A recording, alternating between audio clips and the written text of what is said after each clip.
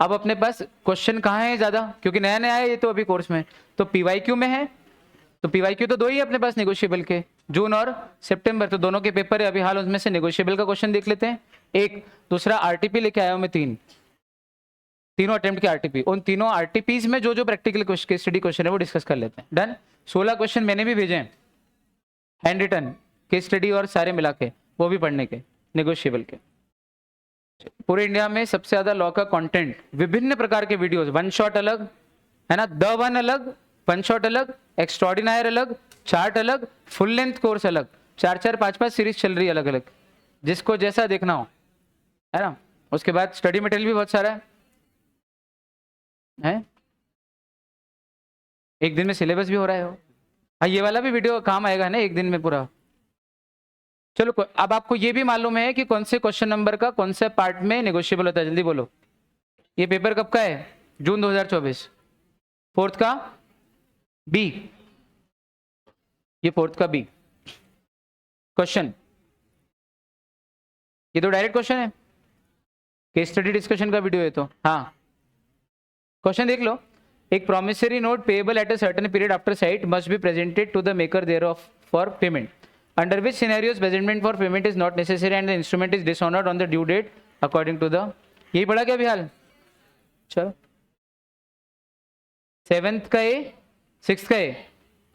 Mister Y ने issue किया एक चेक 10,000 रुपए का मिस्टर जेड को, जो कि बैंक ने डिसऑनर कर दिया क्योंकि वाई के खाते में इनफ फंड ही नहीं थे उसके अकाउंट में, और उसको अथॉरिटी नहीं थी ओवरड्रॉ करने की, कि भाई बैंक चलो ओवरड्राफ्ट में भी चेक क्लियर कर देता, पर ओवरड्रॉ करने की उसको अथॉरिटी नहीं थी।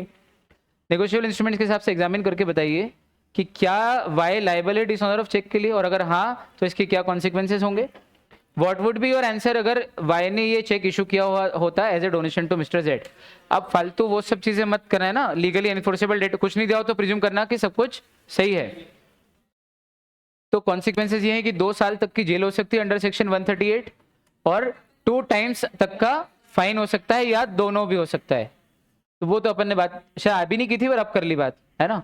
और पहले तो 138 पूरा लगाना है कि चेक का बाउंसिंग किसको बोलते हैं, किन किन कारणों से होता है, वो तीनों सब कुछ लिखना है, पूरा प्रोविजन, रेलेवेंट प्रोविजन। ये बाउंसिंग ही है। कॉन्ट्रैक्ट को अग्रीमेंट बोल सकता हूं कि नहीं मैं? मेरी बेटी जो 2 बच्चों की माँ है उसको गुड़िया बोल सकता हूं कि नहीं मैं? एवरी बाउंसिंग इज डिसऑनर ना, तो यहाँ जो डिसऑनर यूज किया है वो बाउंसिंग के सेंस में यूज किया है। आया समझ में? वो जानबूझ के कंफ्यूज करने के लिए ऐसा कर रही है, प्रॉपर बाउंसिंग है। ठीक, अगला क्या आपका आंसर बदल जाएगा, या आपका आंसर क्या होगा अगर वो डोनेशन के लिए दिया होता? अच्छा, कई बार सेकंड क्वेश्चन से भी आपको ऊपर का अर्थ लगा लेना चाहिए, ये तो बुद्धिमानी है। वो तो अभी तक अपन ने देखा नहीं था, इससे क्वेश्चन आया। अब क्लैरिटी आ गई कि इसका मतलब ऊपर में सब कुछ ओके है, नीचे वाले में उनने इसको धीरे से डोनेशन, अब donation is not a legally enforceable debt, वो तो सोशल कॉन्ट्रैक्ट, सोशल बात है वो तो, और डोनेशन के बेसिस पे कोई लायबिलिटी करके ऐसा कुछ लिखा नहीं है, तो फिर ये डोनेशन वाला चेक तो लीगली एनफोर्सेबल ही नहीं है, इसलिए 138 के प्रोविजन अट्रैक्ट ही नहीं होंगे और कोई सजा नहीं मिलेगी, क्योंकि 138 लग ही नहीं रहा है, क्रिमिनल ऑफेंस हुआ ही नहीं, क्योंकि लीगली एनफोर्सेबल डेट यहां पर लेने का बनता ही नहीं है। अभी क्लियर? बस इतने क्वेश्चन थे बस। अब अगला पेपर सितंबर वाला, सितंबर ने प्राण लिए क्वेश्चन तो वही आएगा, फोर्थ का बी, पर बी में भी और सब पार्ट्स भी कर दिए उनने। बाप रे। नेगोशिएबल इंस्ट्रूमेंट्स एक्ट के प्रोविजंस को ध्यान में रखते हुए बताइए वो कौन कौन से सर्कमस्टेंसेस हैं जहां हम ये बोलेंगे कि डिसऑनर ऑफ चेक एक ऑफेंस कमिट हुआ है, एंड वो कौन सी कंडीशन है जिनको आपको फुलफिल करना पड़ता है ताकि ये ऑफेंस के रूप ना ले। पूरा 138 समझा देना है और उसके 2 भेद कर दो कि ये सब अगर हो रहा हो तो ऑफेंस है, और इनमें से अगर एक भी कंडीशन मिस हो रही हो तो फिर वो 138 में ऑफेंस नहीं बनता है, it is a plain dishonour of cheque. अभी आ गया? Easy question. सारे चेक बिल ऑफ एक्सचेंज है जबकि सारे बिल चेक नहीं है, एडिशनल फीचर जो चेक को डिफरेंशिएट करते हैं बिल से वो बताइए। तो cheque is always payable on demand, cheque की नोटिंग और प्रोटेस्टिंग नहीं होती है, मतलब डिफरेंस बिटवीन ही पूछा है। फिर चेक हमेशा बैंकर पे ड्रॉ होता है, ऑलवेज पेबल ऑन डिमांड हो गया। चेक का मैच्योरिटी पीरियड नहीं हो सकता, एक्सपायरी डेट होती है 3 months। अगला, cheque can be issued payable to bearer on demand, bill of exchange can not be made payable to bearer on demand. Cheque पे स्टैम्प ड्यूटी पे नहीं होती है, बिल पे स्टैम्प ड्यूटी पे होती है।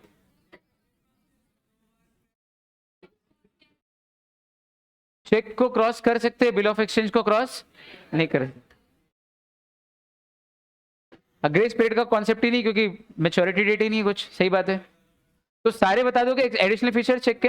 चलो एम्बिगुअस इंस्ट्रूमेंट पे बताइए, 3 नंबर में 2 पूछ लिए, बाप रे।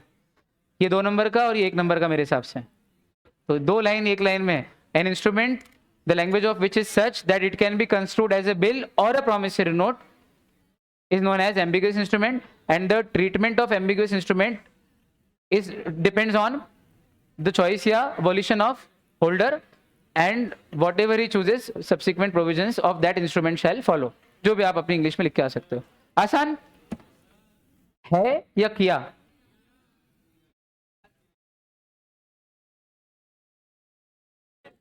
प्रमोशन कर रहे हो क्या गाड़ी का? चल अगला 6th का ए ये देखो अब। अच्छा आपने देखा उधर कितने भोले भाले छोटे छोटे क्वेश्चन पूछ लिए उनने 7-7 नंबर के। यहाँ पे क्या करा, 7 नंबर में उधर 3 पूछे और 7 नंबर में इधर 2 पूछे, तो नेगोशिएबल के कितने क्वेश्चन हो गए? चतुर हो गया इंस्टीट्यूट। और मैं आपको बता दूंगा क्यों हुआ ये। जून अटेम्प्ट में पहली बार 100 नंबर का लॉ आया काफी सालों बाद।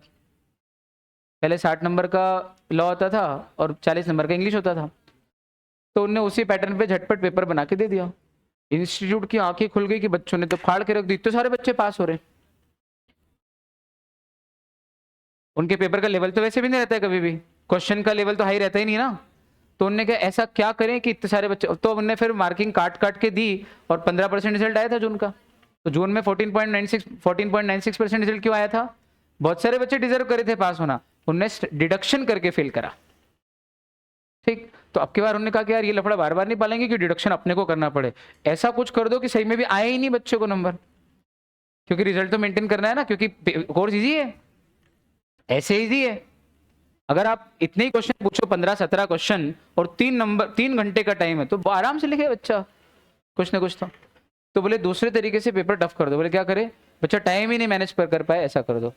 तो नए कोर्स का पेपर जून में भी और नए कोर्स का पेपर सितंबर में भी, पर इतना अंतर क्यों? कुछ तो अंदर खिचड़ी पकी ना। तो अगर सितंबर का रिजल्ट वैसे अपना बेस्ट आया है इंडिया में हमेशा की तरह, लेकिन फिर भी अगर बहुत सारे बच्चे फेल हुए हैं तो this should not be highlighted technically. बोलो हाँ, क्योंकि ये अनप्रेसिडेंटेड और अनएक्सपेक्टेड था सबके लिए। बोलो हाँ, मेरे लिए भी, सबके लिए। फिर भी अपना अच्छा आया है दूसरों से, आपको मालूम है ओवरऑल इंडिया में। लेकिन पर बुरा लगता है, कोई भी फेल होता है तो बुरा तो लगा ही है, पर इसमें कारण कौन है? इंस्टीट्यूट का सडन पॉलिसी चेंज। पर फिर मजा ये कि यार you have to expect these things ना। चलो इस बार मालूम पड़ेगा तो अगली बार भूल के भी ये मत सोचना कि पिछली बार लॉ टफ आया था तो इस बार इजी आएगा। मेरे से आप नहीं, वो देखो मैथ्स भी टफ, मैं तो कह रहा हूँ अभी भी टफ आएगा, अगली बार भी टफ आएगा। वो तो देखो आपका मन खुश करने के लिए एक ऐसी बात बोली जाती है, थोड़ा कॉन्फिडेंस बिल्ड हो जाए। सर मोटिवेट करते तो मोटिवेट करना उनका काम है, एक बात की बात है। लेकिन मैं बोल रहा हूं ना आपको, मैथ्स और लॉ ऐसे मान के चलो कि भैया हर बार ही टफ आएंगे। अपने को कंप्लेसेंट और लापरवाह होने का ही नहीं, रिस्क लेने का ही नहीं ना दादा, बिल्कुल भी। उलझ जाएगी कैसेट। आप तो कंजर्वेटिज्म सुना है ना अपने अकाउंट्स में, प्रूडेंस कॉन्सेप्ट। आप तो एंटीसिपेट लॉसेस, आप एंटीसिपेट करो कठिन पेपर, एंटीसिपेट करो लेंदी पेपर, कॉम्प्लेक्स पेपर, समझ ही नहीं पड़ रही, फेल हो जाएंगे। ये डर मतलब ऐसा भी नहीं कि बहुत ही नेगेटिव चल रहे हैं, एक रीजनेबल प्रूडेंस कंसेप्ट कि भैया अपने को पढ़ना है। उतना डर काम का है जितने में मोटिवेट होते हो। बहुत ज्यादा डर पाल के बैठ जाओगे तो उसको फिर डर बोलते, वो वाला डर तो होना ही नहीं चाहिए किसी इंसान में कभी भी। उतना मीठा मीठा डर कि जिसमें ऐसा लगता है नहीं यार और मेहनत करनी है, नहीं तो पता नहीं क्या होगा, बस उतना वाला डर तो इंसान में होना ही चाहिए। भय बिन होत न प्रीत वाला डर, गोस्वामी तुलसीदास, समझ गए? बहुत बैलेंस जरूरी है, बताए। सारी बातें आउटराइट चल रही है मार्केट में, जितने भी मोटिवेशनल वीडियोस आ रहे हैं ना, मोटिवेटर्स के, टीचर्स नहीं, मोटिवेटर्स की, या जो दुनिया का ज्ञान गणित बात रहे हैं, विजडम की बात भी कर रहे हैं, बहुत कुछ वन साइडेड जा रहा है और बैलेंस चाहिए। चलो खैर वापस आओ। अमन ने बिल ड्रॉ किया है किसके नाम पे? बबन, क्या नाम है? वैसे ये क्वेश्चन मैंने डिस्कस करा रखा है। अमन ने बबन के नाम पे बिल ड्रॉ किया, जिसने उसको एक्सेप्ट किया, और पेमेंट किसको होगा? मगन को। ड्रॉअर, ड्रॉई, पे, मगन और ऑर्डर। मगन ने इंडोर्स किया बिल गगन को, गगन ने आकाश को, आकाश ने गगन ने आकाश के नाम पे इंडोर्स तो कर दिया, लेकिन ये सोचा कि इसको डिलीवर मैं अगले दिन करूंगा, मतलब इंडोर्स तो किया पर डिलीवर नहीं किया। हाउएवर गगन की डेथ हो गई उसी दिन, और उसका जो एकमात्र लड़का है अंकित, उसने पिताजी की जेब से वो बिल निकाल के आकाश अंकल को डिलीवर कर दिया अगले दिन, जैसा कि उसके मरे हुए पिताजी की अंतिम इच्छा थी। जब आकाश ने वो बिल प्रेजेंट किया ड्यू डेट पर, किसके पास? बबन के पास पे, तो ड्रॉई के पास, तो बबन ने रिफ्यूज कर दिया है। डिलीवरी का इंपॉर्टेंस नेगोशिएशन में बताते हुए डिसाइड करके बताइए कि क्या आकाश इसका पेमेंट इन्फोर्स कर पाएगा अगेंस्ट बबन या एनी प्रीवियस पार्टीज। अच्छा हुआ ना डिलीवरी पे बात की थी अपन ने, बोलो हाँ। सिर्फ इंडोर्स करना जरूरी है, इंडोर्समेंट पर डिलीवरी? और वो जो डिलीवरी कर रहा है वो अपने आप होनी चाहिए या करनी पड़ती है? और करनी भी पड़ती है तो जिसने इंडोर्स किया है वही डिलीवर करेगा या कोई और भी डिलीवर कर सकता है? तो रिप्रेजेंटेटिव है ना? नहीं, यहाँ पे रिप्रेजेंटेटिव नहीं चलता है। जो व्यक्ति साइन कर रहा है वही अपने हाथ से डिलीवर करके जाए, उसको डिलीवरी बोलते हैं। और n प्लस आई प्लस डी दोनों हो तो n माना जाता है। इंडोर्समेंट प्लस डिलीवरी दोनों हो तो ये नेगोशिएशन माना जाएगा, और नेगोशिएशन माना जाएगा तब तुम होल्डर बनोगे और तब पेमेंट मांग सकते हो, उसके पहले पेमेंट नहीं हो। और डिलीवरी मानी नहीं जाएगी, डिलीवरी वैलिड नहीं है। डिलीवरी वैलिड नहीं तो नेगोशिएट ही नहीं हुआ है, नेगोशिएट ही नहीं हुआ है तो होल्डर ही नहीं है, होल्डर ही नहीं है तो तेरे को पेमेंट मांगने का राइट है। टफ नहीं है चैप्टर, बोलो हाँ, है ना? कुछ नहीं करा है, ये पेट्रोकेमिकल की कंपनी रिलायंस को रिलायबल कर दिया इनने। रिलायबल एक इंडियन कंपनी है, ग्लोबल लीडर है पेट्रोकेमिकल में। इन्होंने सेल प्राइस पे करनी थी मशीनरी की, कहां से इंपोर्ट की थी? एलेक्स मैन्युफैक्चरिंग लिमिटेड, जो कहां की कंपनी है? यूएसए की, एक्सपोर्टर। अच्छा, किसने बुलवाई है मशीन? इंडियन कंपनी ने। किससे? फॉरेन कंपनी से, ठीक। इंडियन कंपनी ने बिल ऑफ एक्सचेंज ड्रॉ किया मनीष के नाम पे, जो मुंबई में रहता है, जिसने एक्सेप्ट किया है बिल मुंबई में, payable to the exporter in Los Angeles USA. Draw कहां हुआ है? ड्रॉ देखो आप तो, drawn in India. Condition number 1 fulfilled, condition number 1 fulfil. दूसरी दो कंडीशन में से कोई एक, या तो पेएबल इन इंडिया हो या payable to a person resident in India हो। अब इसका पेमेंट किसको हो रहा है? Payable to exporter. एक्सपोर्टर मतलब payable to Alex manufacturing limited. Alex manufacturing limited मतलब payable to resident in India नहीं है, तो फिर अगर पेमेंट इंडिया में हो रहा हो तो भी चल जाएगा। तो पेएबल इन लॉस एंजलिस, ओहो हो, तो कंडीशन नंबर 1 तो फुलफिल हो रही है, पर 2A और 2B में से एक भी फुलफिल नहीं हो रही है, तो इसका मतलब ये इनलैंड इंस्ट्रूमेंट नहीं है, फॉरेन इंस्ट्रूमेंट है। सही पढ़ा? मनीष ड्रॉ ही है, मनीष पेमेंट करेगा। आया समझ में? प्रोमिसरी नोट नहीं है ना? ये अच्छा हुआ कि अपने कॉन्सेप्ट क्लियर है, बिल की, चेक की, और every check is a bill of exchange but every bill of exchange is not a check. ये मॉड्यूल के क्वेश्चन है पीछे। एन ने यानी कि ड्रॉ किया एक चेक 2 लाख रुपए का, जिसका पेमेंट एन को होना है, और बाद में वो चेक बना के उसको डिलीवर भी कर दिया। चेक मिलने के बाद एन ने वो चेक इंडोर्स कर दिया सी को, लेकिन इंडोर्स कर दिया, साइन कर दी, लेकिन अभी सी को डिलीवर नहीं किया और अपने लॉकर में सेफली रख लिया। मतलब इंडोर्समेंट तो हुआ लेकिन डिलीवरी नहीं हुई। कुछ दिनों बाद एन मर गया, पी को वो चेक मिला, एन के लॉकर में सेफ रखा हुआ। क्या ये डिलीवरी हो गई अपने आप और इंडोर्समेंट हो गया और पी को अधिकार आ जाएगा? नहीं, जीते जी आपने अपने हाथ से इंडोर्स करके डिलीवर किया हो तो उसको नेगोशिएशन बोलते हैं, और तो सामने वाला होल्डर बनता है, अदरवाइज होल्डर नहीं बनता है। इसलिए पी को इस चेक पे कोई अधिकार नहीं है। सारे रूल याद आ गए इससे रिलेटेड? अगला, एम के ऊपर उधार है एन का पैसा, मतलब डेटर कौन? एन, एम, और क्रेडिटर कौन? N. Therefore, he makes a promissory note for the amount in favor of N, and for safe transmission, he cuts the note in half and posts one half to N. He then changes his mind and calls upon N to return the half of the note which he had sent. ये आ गया भाई safe transmission के लिए कि आधा नहीं पहुंचा, आधा अपने पास लो, आधा ये नहीं पहुंचा तो बाद में ये वाला दे देंगे। ऐसी कुछ प्रैक्टिस रहती थी पहले काटने की, इसलिए पर वो नेगोशिएबल इंस्ट्रूमेंट काटने की प्रैक्टिस तो बंद हो गई, वो पता नहीं क्या क्या कौन कौन सी चालू हो गई। तो कहने का तात्पर्य है कि उसने प्रॉमिसरी नोट को नहीं प्रॉमिसरी नोट को 2 पार्ट्स में काटा और एक तो एन को दे दिया और एक खुद रख लिया। बाद में उसने चेंज कर लिया अपना दिमाग कि भाई मैं तो आपको प्रॉमिसरी नोट नहीं दे रहा, इसलिए मेरे को वो आधा पीस वापस दे दो। एन कह रहा है एम को कि नहीं भैया वो जो बचा हुआ आधा हाफ है वो भी मेरे को दे, बताइए पार्टीज के राइट्स कैसे एडजस्ट करोगे। तो बोले जब तक पूरा इंस्ट्रूमेंट न दिया जाए तब तक डिलीवरी नहीं होती, जब तक डिलीवरी नहीं हो तब तक नेगोशिएबल इंस्ट्रूमेंट ही नहीं बनाए, इसलिए डेटर की कोई लाइबिलिटी क्रिएट नहीं हुई है, इसलिए वो क्रेडिटर को बोल सकता है कि वो बचा हुआ हाफ भी मुझे वापस दे दे, उस पर क्रेडिटर का कोई अधिकार नहीं है। ठीक है, ये क्वेश्चन का आंसर समझ में आ गया। शायद इसका सेक्शन कुछ 46 टाइप का है ना, वो आप अभी तो आ गया समझ में अच्छे से। भोलेनाथ ने एक चेक ड्रॉ किया सुरेंद्र के नाम पे। After having issued the check, Bholenath ने रिक्वेस्ट की सुरेंद्र को कि यार प्लीज ये चेक प्रेजेंटमेंट के लिए लगाना मत, और बैंक को भी बोल दिया कि यार इसका स्टॉप पेमेंट कर देना, इस चेक का पेमेंट मत करना। डिसाइड करके बताइए नेगोशिएबल इंस्ट्रूमेंट में कि क्या ये ऑफेंस यानी कि क्रिमिनल ऑफेंस अपराध है या नहीं। 138 ऑफेंस है, चेक बाउंसिंग, और स्टॉप पेमेंट कराना भी बाउंसिंग ही है। अगर आप स्टॉप पेमेंट करा रहे हो तो आपकी ये प्लीडिंग नहीं चलेगी कि यार मेरे को तो लगा था कि इस चेक का पेमेंट हो जाएगा, पर मतलब पेमेंट आ जाएगा तब तक खाते में पर नहीं आया। या इवन बाउंसिंग ऑफ चेक में भी आप ये नहीं प्लीडिंग कर सकते कि मेरे को तो ऐसा लग रहा था, रीजनेबल ग्राउंड था कि तब तक तो खाते में पैसे आ ही जाएंगे। और दूसरा ये कि stop payment amounts to bouncing only, क्योंकि एक तरीके से आप ही रोक रहे हो ना बैंक को कि मत देना इस चेक का पेमेंट, यानी कि आप चेक को लौटा रहे हो, बैंक को मना कर रहे हो कि लौटा देना। तो अच्छा किसी और कारण से तो नहीं है ना ये कि साइन मैच नहीं कर रही, डेट मैच नहीं कर रही है, आपने मना किया मतलब छलकपट आप कर रहे हो कि इधर चेक देके सामान ले लिया, बाद में उधर चेक का मना कर रहे हो, तो हुआ तो फ्रॉड ही ना, मतलब ये 138 वाला ऑफेंस है। अभी आया ना इधर के बच्चे सारे।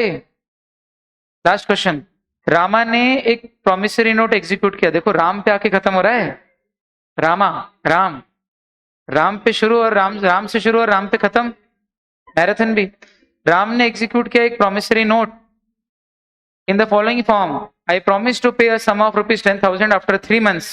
Decide whether this promissory note is a valid promissory note or not. नहीं है, क्यों? नाम तो बताया ही नहीं प्रॉमिसरी नोट में, मेकर पे ही सर्टन होना चाहिए। इनने क्या दिया आंसर? अच्छा कुछ नहीं लिखा हो तो बेरर मानते हैं। और मजे की बात, भारत में बेरर के नाम पे negotiable instrument promissory note issue करना वैलिड है ही नहीं, उस लिहाज से भी है। और अगर वो लिख देता आई प्रॉमिस टू पे राज और बेरर तो भी बेरर, कुछ न लिखे तो भी बेरर, राज और ऑर्डर लिखता तो फिर ये वैलिड प्रॉमिसरी नोट होता। ये सब पढ़ रखा है हमने। भारत में प्रॉमिसरी नोट बेरर के नाम पे आरबीआई के अलावा और कोई इशू नहीं कर सकता as per section 31 sub section 4 of the RBI act 1934, है ना। तो इस लिहाज से ये प्रॉमिसरी नोट वैलिड नहीं। लेकिन ऐसे क्वेश्चन प्रॉमिसरी नोट है या नहीं, आज मेरी बात सुनो, नेगोशिएबल का एक क्वेश्चन 7 नंबर का प्रैक्टिकल केस स्टडी और एक थ्योरी आएगा, सुना ध्यान से। तो हो सकता है कि 2-2-3 नंबर के 3 क्वेश्चन आ जाए, decide whether these are following. अच्छा मेरी बात सुनो, वैलिड एंडोर्समेंट और नॉट, उसने एंडोर्स तो किया, साइन की, पर दिया नहीं, 2 नंबर। दूसरा आई ओ यू रुपीज 10,000, तो बोले इसमें तो मियर एक्नॉलेजमेंट ऑफ लाइबिलिटी, पेमेंट की बात ही नहीं है।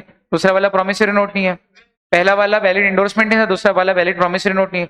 और तीसरे वाले में उसने कहा आई प्रॉमिस टू पे राम और order rupees 10 crore after 1 month, ये वैलिड प्रॉमिसरी नोट है कि नहीं?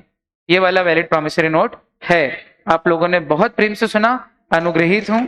अगली मुलाकात कल, तब तक के लिए bye bye, take care and keep smiling. Thank you.